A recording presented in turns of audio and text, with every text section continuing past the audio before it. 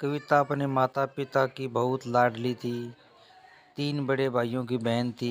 कोई भी चीज़ मांगने पर उसी वक्त सामने हाजिर हो जाती। पूरे घर में रौब था। उसका पूरे परिवार और नौकरों पर राजकुमारी की तरह हुक्म चलाती थी कविता।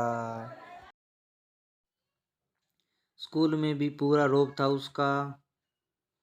बड़े घर की लाडली जो थी वह, ऐसे ही उसने कॉलेज में दाखिला लिया कि ठाट बाट बड़ी, गाड़ी में आना जाना, हर दिन नया फैशन देखकर हर कोई उसे दोस्ती करना चाहता था। थोड़े ही दिनों में उसके बहुत से दोस्त बन गए। पूरे कॉलेज में उसकी अपनी एक ही पहचान थी।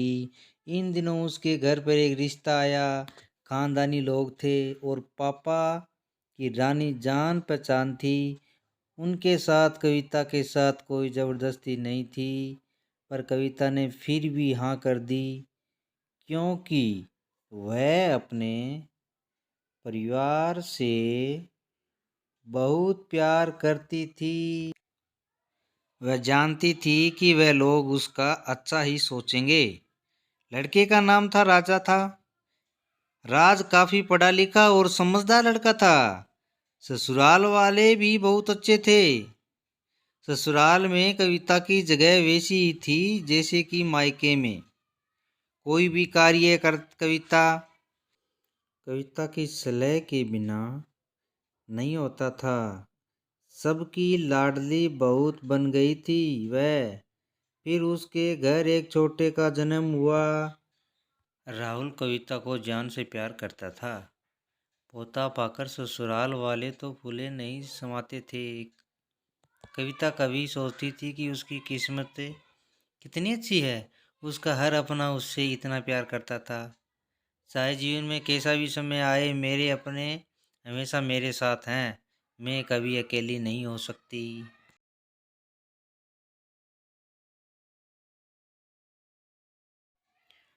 कितनी खुशकिस्मत हूँ मैं। पर शायद कविता की खुशियों को उसकी अपनी ही नज़र लग गई थी। एक दिन वह मायके जाने की जिद कर रही थी। राजा को बहुत काम था, लेकिन वह फिर भी उसे ले गया था। रास्ते में उनकी गाड़ी अन्य गाड़ी से टकरा गई। कविता, राज और राहुल बहुत ही बुरी तरह से जख्मी हो गए। काफी दिनों के इलाज के बाद राज और राहुल तो ठीक हो गए, लेकिन कविता पूरी तरह ठीक ना हो सकी। सर पर चोट लगने के कारण वह अपनी आंखों की रोशनी खो बैठी।